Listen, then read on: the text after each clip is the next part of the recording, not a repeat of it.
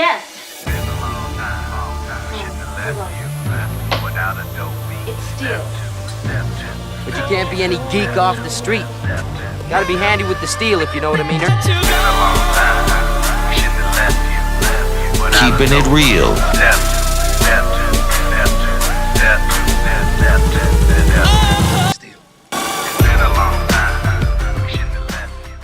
Hello and welcome back to the channel. My name is Steven and this is Steel Keeping It Real. So you know what today is. It's Throwback Thursday. And because it is Throwback Thursday, what I like to do is dig deep into the crates, go back to the days of yesteryear, and play you some classic hits. Now, this next one, I picked this song because I think this song is one song that most people identify or was her biggest hit in my opinion. I'm doing Bette Midler and I'm doing The Rose. Now, when this song came out, I was 10 years old, and yeah, it was that long ago. Shut up. And so it was everywhere. Now, my mom used to take me to the movies all the time, and I'm almost positive she took me to the movies to see this. It was like, come on kids, let's all go to the movies. And, you know, it was a different time. You know, there wasn't even PG-13 when this movie came out. It was just either PG or R, or X. Oh, was G around? G, PG, R, X. And so, you know, I got exposed to a lot of things. Probably I shouldn't have. And I've done the same thing when it comes to my son. But you know, I don't think it was too much of a shock. Like, I took him to go see Beowulf, the animated one with Angelina Jolie and all the group. And when, you know, any of the intense scenes came, or any of the ones that borderlined on nudity or anything like that, he was asleep in the seat. He thought Beowulf was boring. And I'm like, whew, dodged that bullet. But I didn't dodge the bullet when I took him to go see Aerosmith and Motley Crue. I'm sure he was the coolest 7-year-old in the world to see Motley Crue and Aerosmith. And he went back to his friends and like, yeah, but I got to go see Motley Crue and Aerosmith when I was 7. Yeah, I was the one that would take him to concerts and things like that. I don't think he ever went to one with his mother. But getting back to Bette Midler. So I saw this movie. You couldn't escape the song on the radio. It is that kind of song that immediately after it comes out is automatically at least going to chart on the adult contemporary. Plain and simple. But Bette Midler won a Golden Globe for The Rose. She won 2 Grammys for the song The Rose. And that's why I find this to be her signature role. Now, I think the song, or in the movie The Rose, it was basically about Janis Joplin, who, you know, it's better to burn out than to fade away. And that was, you know, Janis Joplin's motto. I used to, at one time when I used to drink, go like, I'm drinking the same shit Janis Joplin drank. Yeah, she died, motherfucker. I wasn't really thinking about that.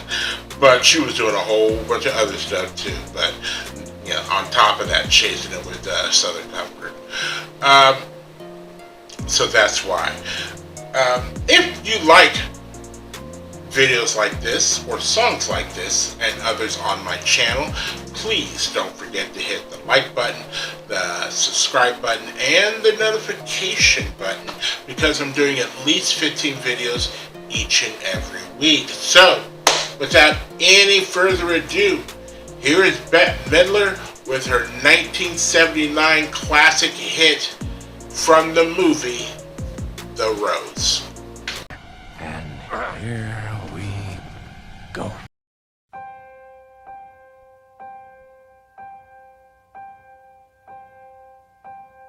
Some say love, it is a river that drowns the tender reed. Some say love, it is a razor that leaves your soul to bleed. Some say love, it is a hunger, an endless aching need. I say love, it is a flower, and you, it's only seed.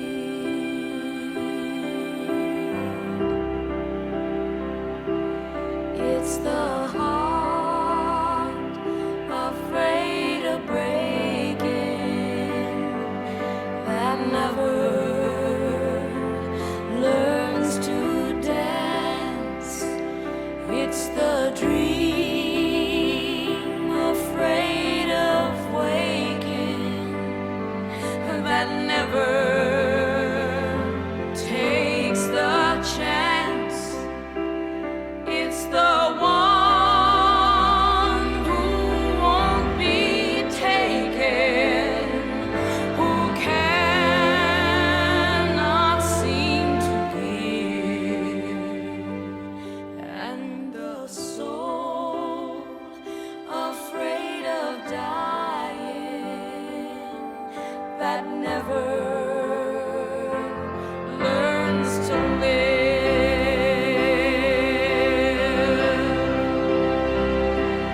When the night has been too lonely and the road has been too long, and you think that love is only for the lucky and the strong, just remember in the winter, far beneath the bitter snows, lies the seed that with the sun's love in the spring becomes the rose.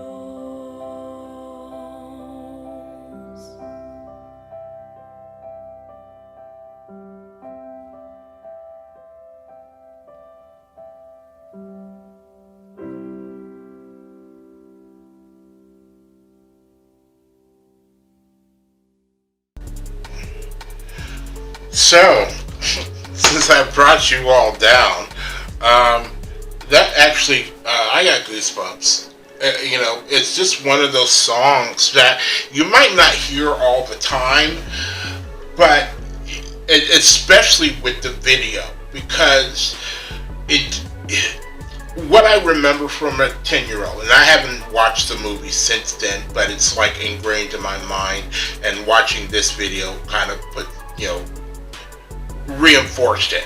She was pathetic. She was a raging alcoholic. If you notice in a lot of those clips, she always had a bottle in her hand. Her makeup was smeared, and she went through a couple of relationships, and then it got to the point where the men, they had to leave because they couldn't stand to see her kill herself. And so that's the movie perspective. Now with the song was not written for the movie. The song was written, I believe, about 2 or 3 years prior to The Rose, and it never been recorded before, but it had been performed by the actual artist that wrote the song. I believe the last name was McBloom. What was it? It was Amanda McBroom. McBroom is her name, and that's why this song wasn't nominated for an Academy Award, was because it wasn't written for the movie. Although it did pick up a Golden Globe for the song, and because those aren't as scrutinized by criteria as the Academy Awards are. They're very specific. But still, nonetheless, when you see the video as well as the song, like I said, it brought back a lot of those feelings. Like, man, this is just a sad movie, watching somebody just go down the hill. Kind of similar to, there's Lady Sings the Blues, which is Diana Ross that did it about Billie Holiday. And then you have the one that won Nicolas Cage his Academy Award, Leaving Las Vegas, where he's a man who's just he's going to commit suicide by drinking himself to death, and he doesn't want anybody to stop him, no matter what, because he's already made up his mind. He's just going to numb himself until his organs give out on him. And just watching that train wreck, it's why you could see Nicolas Cage doing that and win an Academy Award. This was before there was Nicolas Cage as he is right now, where it seems like he's overacting and stuff like that.